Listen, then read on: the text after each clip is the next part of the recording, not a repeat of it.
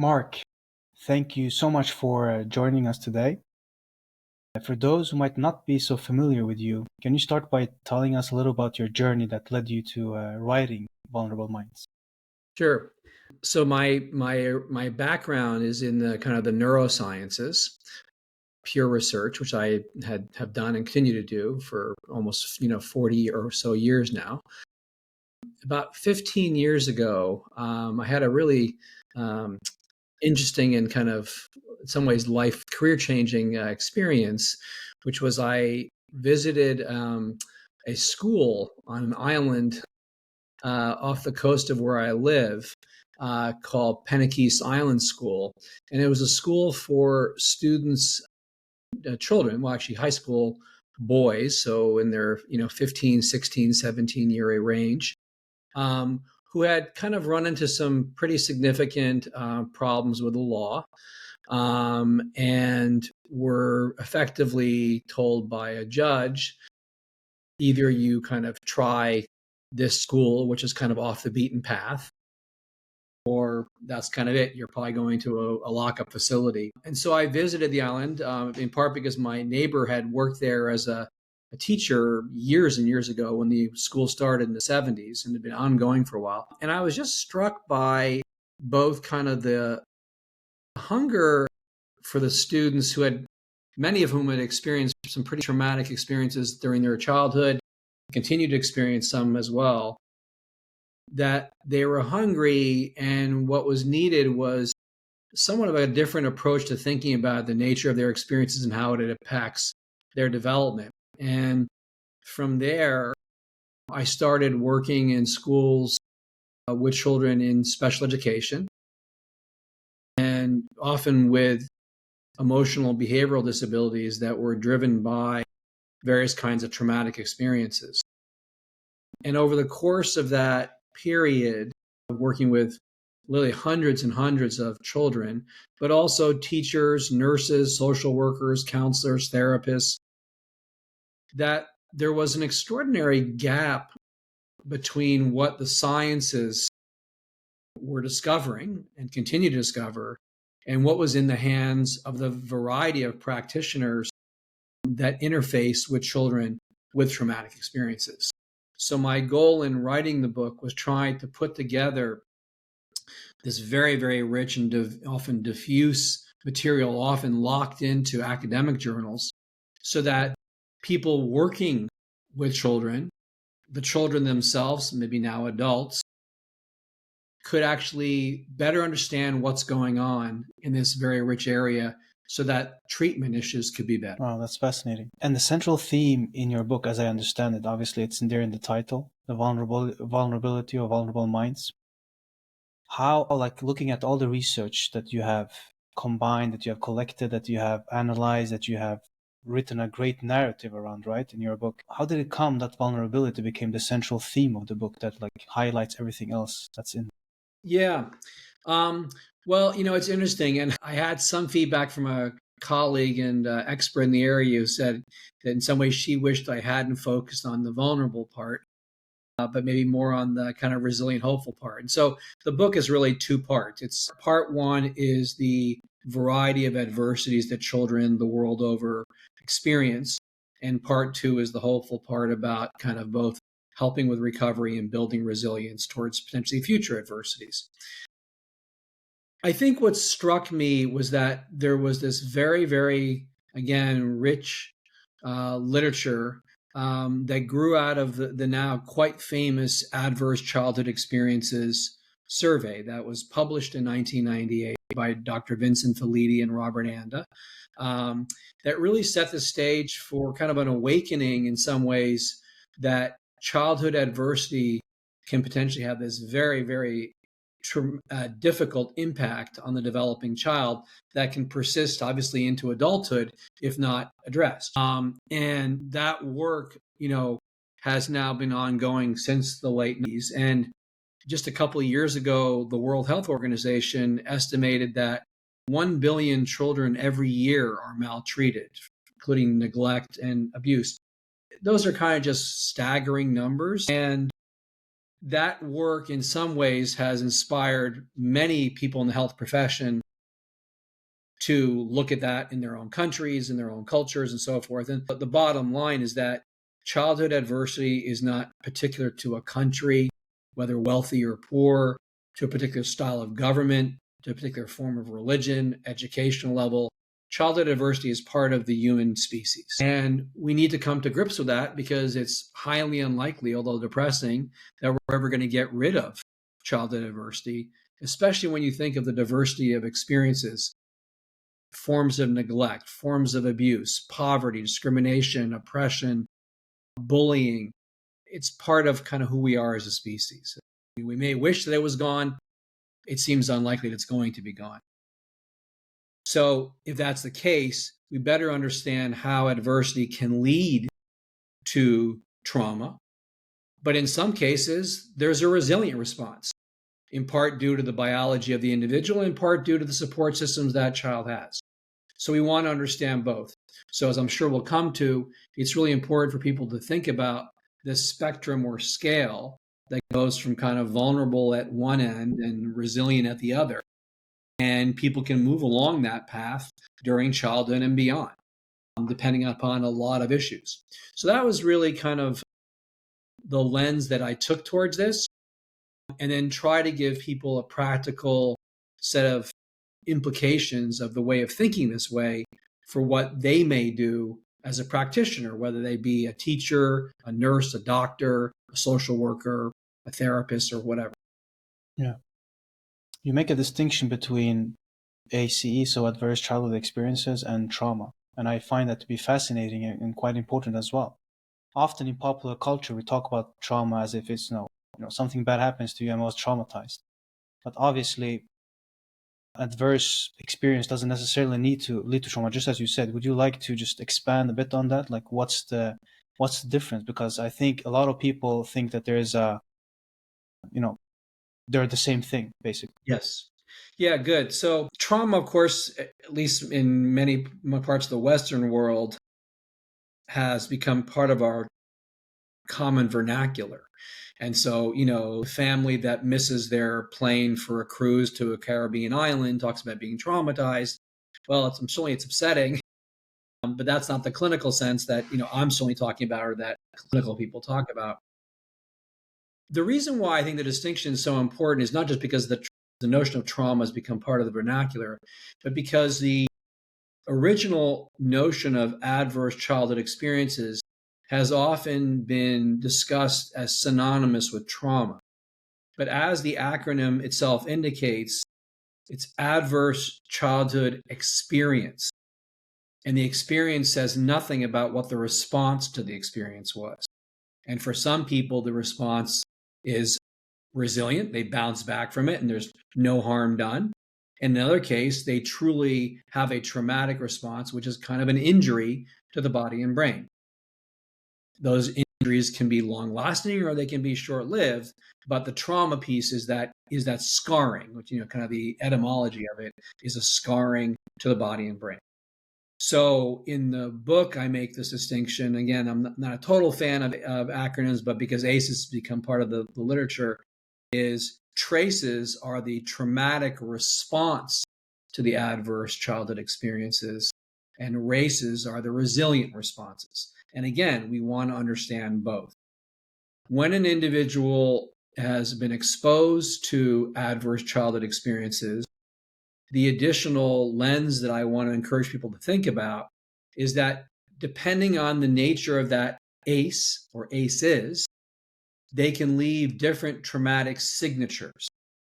And I use signature in exactly the way it's used commonly, that you, Gabriel, have a different signature than me, Mark, and those are recognizable, and they're in fact often so recognizable that they're like our fingerprints. And we've learned a great deal over the course of now a couple hundred years almost in neuropsychology that when there's particular kinds of brain injury or neurodevelopmental disorders, those two leave these signatures of brain function. So autism, for example, shows up as a different signature than attention disorder deficits, than does PTSD. And so we recognize those. And what we are now learning from the rich sciences is that, for example, deprivation or neglect leaves a very different signature than does abuse.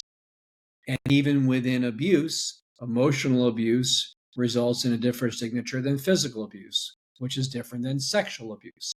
There are some, of course, some overlaps, but there are different signatures, and that's really important for practitioners, whether they be nurses, doctors, teachers, therapists, because that guides interventions. So that's one important piece about why to distinguish the experience from the response.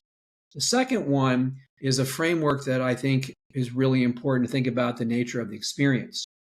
In the original ACE's work, the ACE score is simply a cumulative sum of the different types of adverse experience. So in the original survey, there were 10: emotional neglect, physical neglect, emotional abuse, physical abuse, sexual abuse, and then a family of adversities within kind of family dysfunction, parental separation, so divorce or separation, incarceration, mental health of a parent, domestic violence, and substance abuse. So if you had any one of those, you'd get a score of 1. If you have multiple, you sum those up, and that gives you a score. So 0 to 10. So that's one way of scoring things, but that's just simply the type. That says nothing about when they occurred in development, how long they lasted, how severe they were, and an important dimension which we know a lot about in the cognitive neurosciences is how predictable or controllable they are. For anybody listening today, we know that when things are uncontrollable, they're very anxiety inducing, right? So I move houses, there's a lot of things going on, I don't know what's going on, or I've got a parent who is mentally ill, maybe depressed, I don't know if they're going to be really down today or not, and I have no control over that. So those are different dimensions of adversity, and the framework I use there is what I call the adverse T's, because those different dimensions begin with the letter T.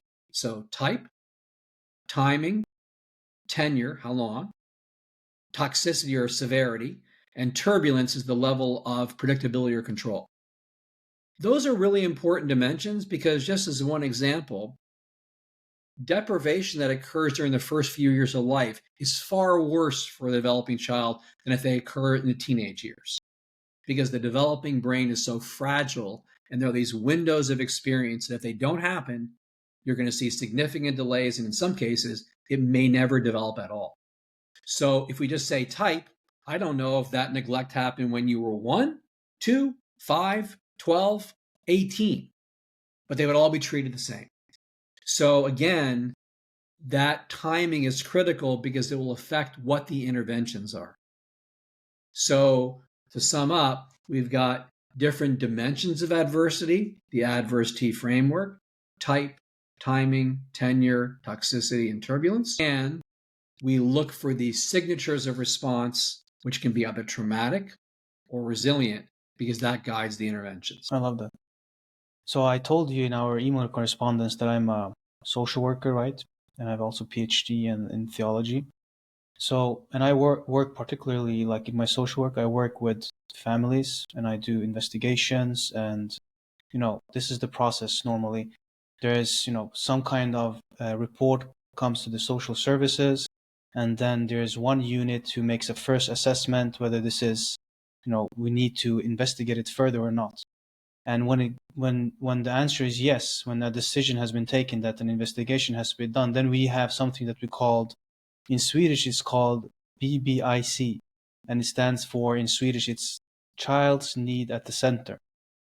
And so it's like it's a triangle like this. So it has 3 sides where we look at the family background, and each side has also 4 subsides: family background, and then we have the child's development, and then we have I forgot the third one. It's the the parents' ability to support the child. Okay. Yep. Right. So there are 4 sub-themes under each of these, and then we identify risk factors and protective factors under each of these sub-themes. But what I have found to be extremely difficult, because our methodology when we do meet these families, so we have Like we work with system theory. So we work with the entire family system, but we also interact with schools if there are schools involved. For example, if there's healthcare, if we need to, like we don't. It's not like we go and ask the healthcare practitioners every single time, because there is also this ethical balance and legal balance between how much I can, ask about people's integrity and their personal lives and so on. And it's usually done by the permission of the parents, and if the child is also older, and also then by the permission of the child. What I find to be extremely difficult in our methodology, because we sit and I talk to the families, I sit and I talk to the children, depending on the age. So it's qualitative data that we gather, very little quantitative data. Neglect is one of the most difficult things that I find to be able to put my finger on. Yep. So, for example, if I know with my gut, I see the child is not well, and works okay at school, it's good enough at school, the parents are doing their best, the child says everything is fine, but I understand, like, because it takes time to build a trust, and they're afraid also to speaking to me. So the data that I gather, I can see that there is something wrong, like something is missing here. And often when I speak to parents, if there are two parents involved and I can see that there is a conflict between the parents, then I understand, okay, this child is between the parents and something is happening here. But neglect, how do I, as a social worker, by the methods that we're using, how could I actually identify this? What should I look for? Yeah, so you're absolutely right that neglect is in some ways far more difficult to quantify than is deprivation. And I think, let me give you an example. Part of the reason why it's so difficult is in part because of individual differences in needs. I'm going to give you a really super simple example here, just to illustrate it from animal work. So songbirds, in some ways like human babies, require experience with their species-specific song in order to develop the song of a sparrow or whatever bird it is, songbird it is. In the same way that if a child developing doesn't hear some native language, it's not going to properly develop it, or it's going to be severely delayed. Okay. So this is actually a colleague of mine, Peter Marler. He raised white-crowned sparrows, a songbird, as they often do in these experiments, in acoustic isolation, the fledgling. And during this critical period, just like we have in language acquisition, gave these birds just one song, just exposure to one song. It'd be like me saying to a baby, your name is Gabriel, and then I'm done with the input. Is that enough? Okay. Well, for half of the birds, it was enough. They actually developed their song. For the other ones, they developed nothing. Okay. So what that says is everyone was neglected the same, but some were okay with it and some were not. Okay. So that's the problem, is that we can't a priori define neglect because of the individual differences. I work in Kenya with the very substantial orphan population, where these are children that have been abandoned, sometimes for years, with almost no care at all. And they can be completely malnourished and have gotten, very little care by anybody. Some of them are thriving like there's no tomorrow, and some of them are suffering like there's no tomorrow. Okay, we are learning more and more about, again, scale from vulnerable to resilient. That is still a very, very new area of research, but there are certainly seemingly biological protective factors. And then, of course, there are environmental ones that are going to help support it. My father was a child during Nazi-occupied France. And for 4 years of his childhood, from the age of about 9 to 13, he was intermittently with his parents. He was on the run, hiding, and so forth. He's 92 today, the most robust person I know. Again, super resilient. So how do you recognize it? Well, I mean, there are certainly signs of the impact of neglect. And here what we see is that, for example, comes from the Romanian orphanage studies that have been going on since the 90s. So these are cases of fairly severe, obviously, neglect. But what we see in those cases is that one of the systems that really fails to develop if there's not any intervention within the first few years of life, so up to the age of about 3, is basic learning by association is very significantly compromised. So just the ability to say, if I see green light, I go. If I see red light, I stop. Just that association. That would be hard for a child who's been severely neglected or deprived. More generally, you see significant delays in what's often called the executive functions: self-regulation, attention, working memory, planning, right? Those systems show great delays. There are now, and this might be helpful in your area, there are now some fairly good early childhood executive function assessment tools that are quantitative. They're put in a game-like way, but they can be administered to kids to see kind of where they are with kind of standardized tests. I know this is a group that's done this in Kenya, again, with children who have been neglected. So there are quantitative ways to look at the response curve so that rather than a priori defining what neglect means, it's using the responses to see whether it's had that kind of negative impact. Because I think, if I understand you correctly, defining what neglect is a little bit subjective, because you're assuming that what a child doesn't have is going to have a negative impact on their development. Now, of course, a child who is malnourished, you can see that. Those are all the weight, height curves there. You don't need, that's quantitative. But impact on the brain and immune systems, those are much more difficult to capture, but there are assessments that can be done. That's quite interesting also, because in one sense, this is also my take, and this, I think you say this in the book as well, and this is also the tools that we use when we do these assessments, is that most of this data is done on they're not necessarily applicable to individuals because there are macro studies, right? Or on groups, meso studies.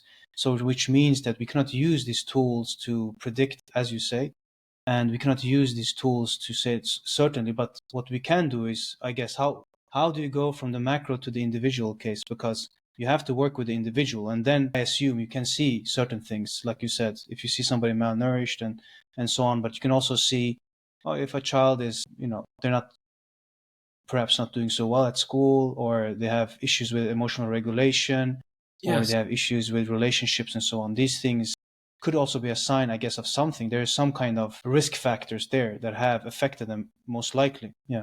Yeah, that's right. So, I mean, and here again, so in the case of abuse, there, again, more individual differences. Girls tend to internalize the traumatic experience. Boys tend to externalize more often. Again, these are statistical claims, not individual claims. And so you see girls suffering more from things like anxiety and depression due to various traumatic experiences. You see boys showing ADHD, attention problems, aggression, oppositional defiance. So again, there's that gender difference there as well. There are, again, timing issues. You may recall from having read the book that puberty is a period of kind of great developmental plasticity where the stress system tends in some ways to reset.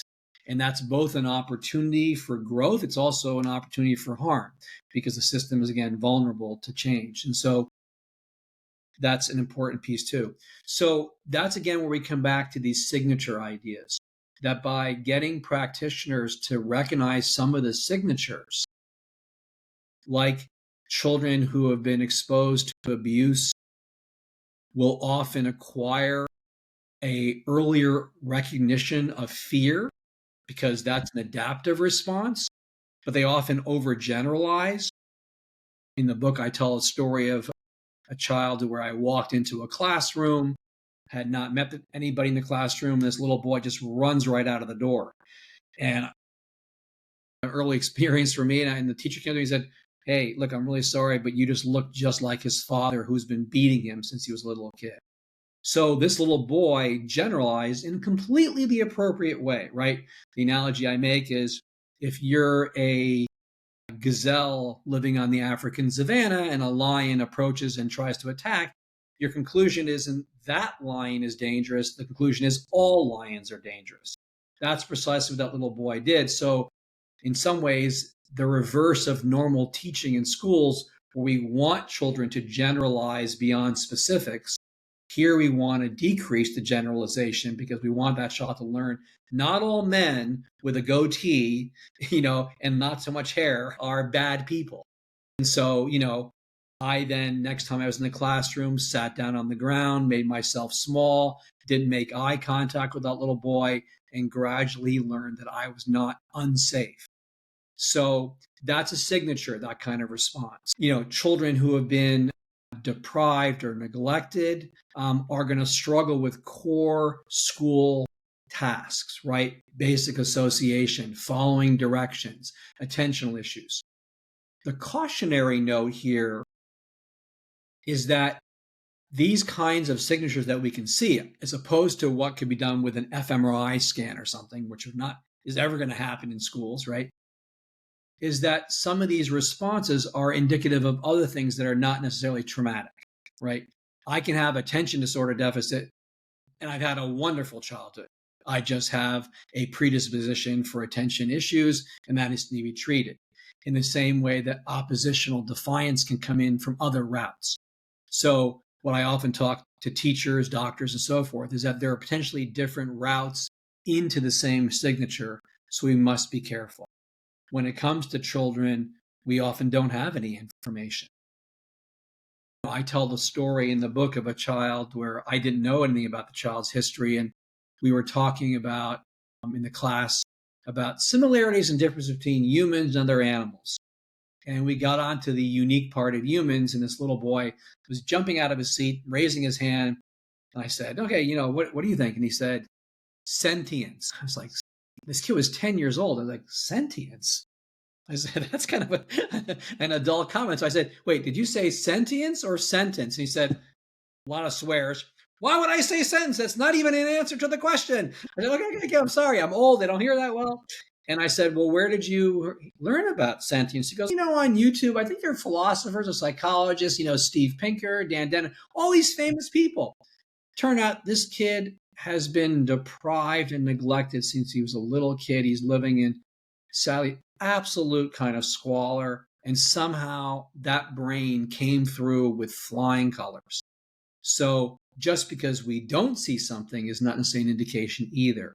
So that's what makes our profession very difficult.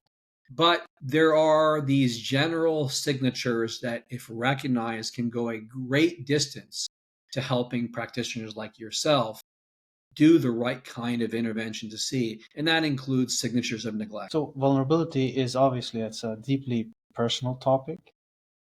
Can you share a moment in your own life when you felt particularly vulnerable and how it influenced your work? Yeah. So some listeners may know that I was involved in a case of research misconduct as an adult. So this is not as a child. That made me feel very vulnerable and visible to the world. That was kind of as an adult, but I think maybe more important to the listeners is as a child. So I was very, very badly bullied as a young teen.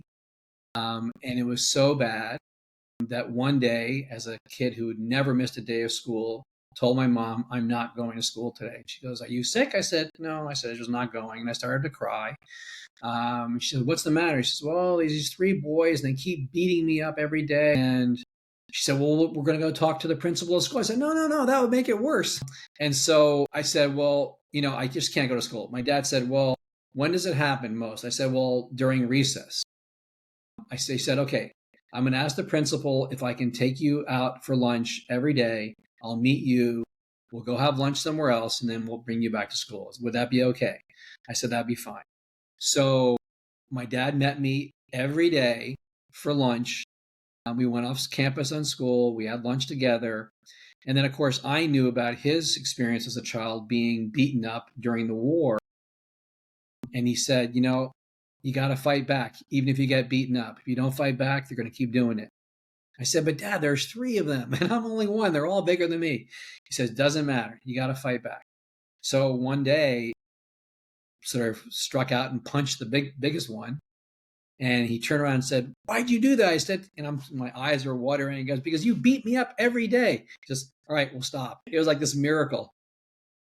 But, that bullying left an imprint. And, that vulnerability was buoyed by my own internal strength, but also having an incredible family.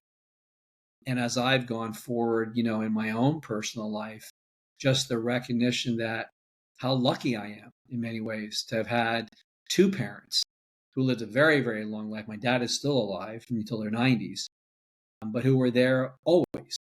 And that's not necessarily a common denominator for many children. And all the children I work with, many of them do not have that. So it's important to both privilege that if you're one of the lucky ones, and then to recognize how foundational that is to child development. And that for those who don't have that, who are not lucky enough, what we can do to supplant that. And that's why some of the work that I'm doing now in East Africa with orphanages is ways that other staff members who are working with these children, who are giving their all, can basically do what those children have now missed out on, is having a family. Thank you for sharing that. That's it's a powerful story. And throughout your career, since you've been writing about this and you're studying this both obviously in animals as well as in human beings, you look at the research. How has your understanding of vulnerability, how has it changed over the years? I think, it's changed, I think, in a lot of ways. One is this idea, which I do bring up in the book, and it's really not novel to me, is that we need to think about this toolkit of approaches. That, one shoe fits all is not going to work. And that, I think for many people, certainly the most common tool for many people who have thought about those who've experienced trauma is therapy. And therapy plays a very important role. I should say therapies, because of course there are very different therapeutic approaches which have different kinds of theoretical insights into the nature of mental health. Therapy will always play an important role, but it's equally important to think that for many, therapy doesn't work.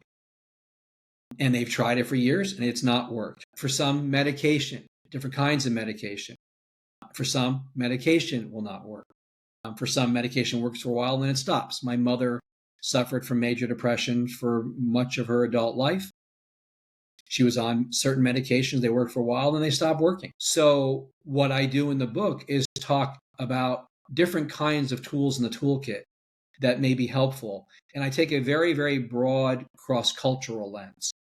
As someone who has worked in a lot of different cultures and societies, I was really, really pushed to take a broad approach. So, those who read the book will learn about child soldiers, a very, very, in some ways, foreign experience for many living in, Western worlds, but as a reality in many other parts of the world. It's children basically being forced for a variety of reasons to join military. Maybe they're rogue militias, but they're military. What does that do to a child? Children exposed to war. And of course, for many of us, we thought, when would, a war will never come to Europe. And here we are, we've got one right in our, backyards. Gaza, the Middle East, has always been a hotbed. But what does that do to those children? What are the right kinds of approaches to children who are being exposed to war, whether as child soldiers or just simply as victims?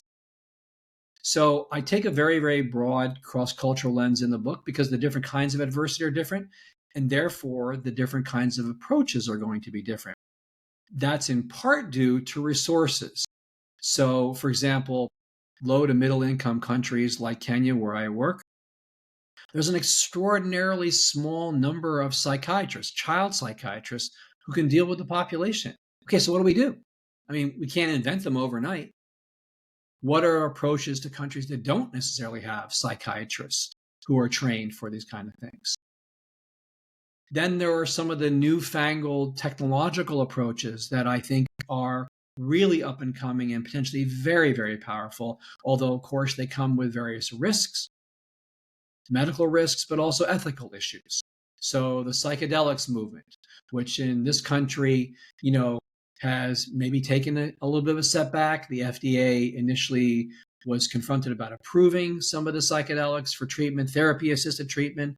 And now there's been some setbacks with some problems with those methods.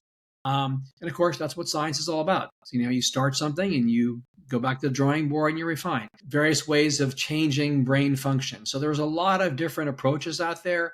And so for me, the encouragement is people are thinking broadly about what the toolkit can look like. And the key is that because of individual differences and cultural differences, we need to take advantage of this broad toolkit. And that's certainly how my own thinking has changed. You're right about the intersection of vulnerability and creativity in your book. Can you elaborate on how embracing vulnerability can fuel creative expression? Yeah, sure. So there's this lovely concept that the psychologist Bruce Ellis develops called hidden talents.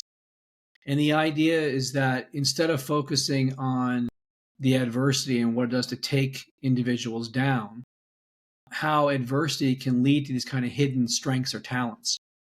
And that notion, by the way, has carried over beyond just the traumatic adversity to thinking about disability more broadly. For example, there's been some very, very important work done in autism that whereas non-autistic individuals are vulnerable to various kinds of cognitive biases or distortions, it seems that in autism, they're often not. So that's kind of a hidden talent, that there's a kind of a rational sort of shining through that makes those individuals less vulnerable to that kind of bias.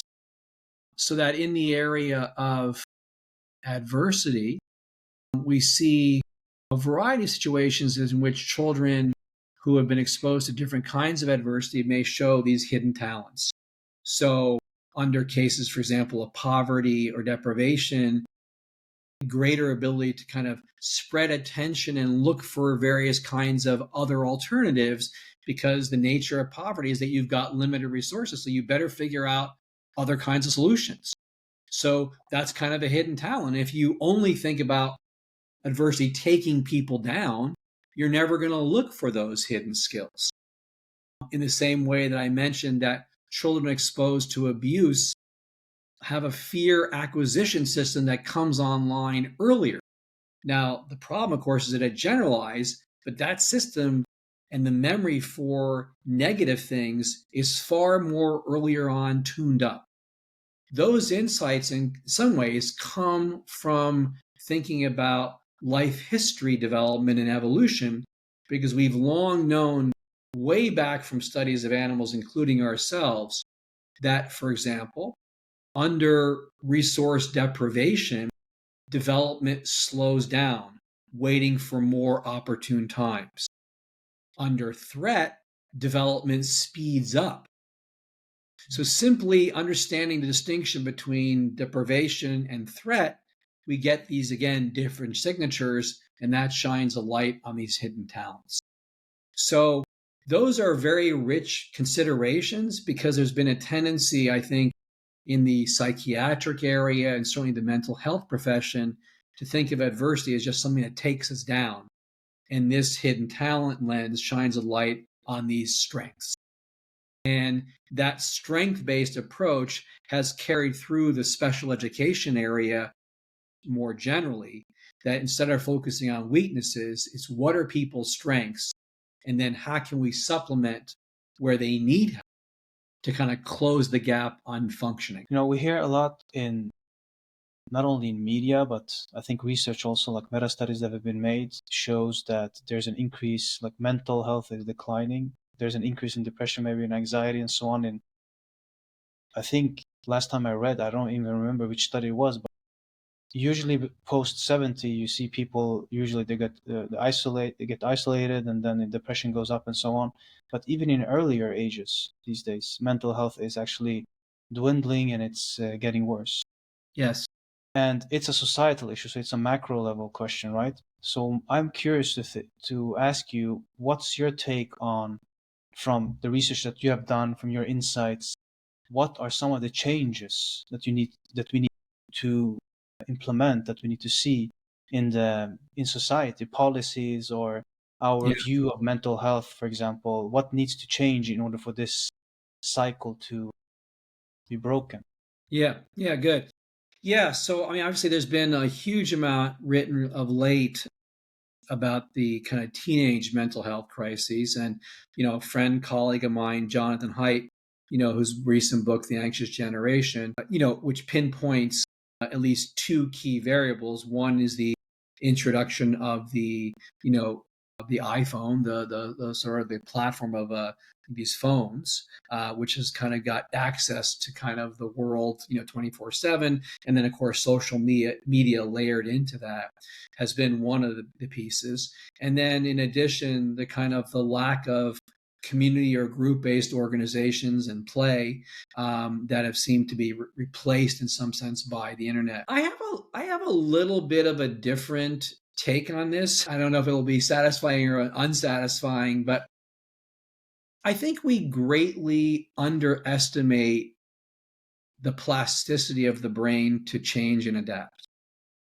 And every generation looks on the previous generation as morally bankrupt, and weird and odd and, not like the way it should be and so forth. And we continue to forget how, in some ways, rapidly we adapt to change. So I'm just going to give one example in my personal life, but I think it broadens in general. I remember when my oldest daughter had children, my grandchildren, and that those children at a pretty young age went into daycare. I was like, this is a disaster. Parents are to raise children, not daycares. This is not going to go well. Well, these are kids that are like, 7 and 9. They're like totally awesome. I mean, they are great, wonderful kids.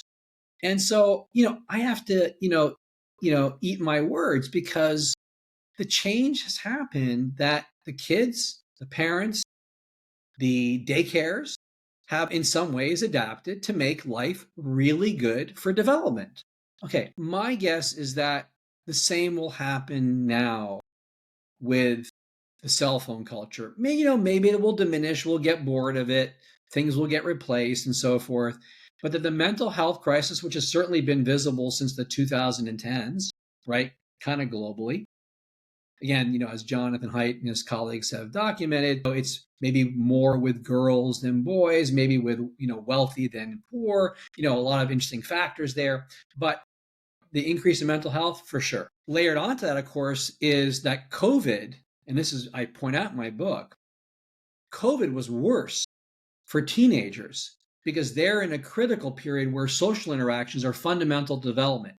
Social interactions for teenagers is as important as milk is for a baby. They were stripped of that, all of them, because of lockdowns and closing schools and all the rest. So we are now seeing kids in schools who are developmentally immature. Okay, that's going to have long legs in terms of effect. All right. But I do think that we are likely to see, again, some return to more homeostatic balancing thing because the brain's going to adapt and change. Not evolutionarily, but we have great plasticity and we really have underestimated that capacity. If we look historically, we have adapted incredibly, right? The cavemen did not have cars on the road as a threat. We adapted to that fine, right? We're different today than we were back then to things that are threatening to our lives, right? We now know more about how to deal with disease. Things like COVID, hopefully, are things being put in place to provide protection against something like that happening in the future, right? So that rather than being reactive, we can be proactive. I think that is something that we are learning more and more about, and that being proactive about mental health, what takes it down, how to recover from it, is how we will move forward in this era. Thank you so much. I know time is running out, but I have one last question to you. Is there one message that you hope your readers take away from your book?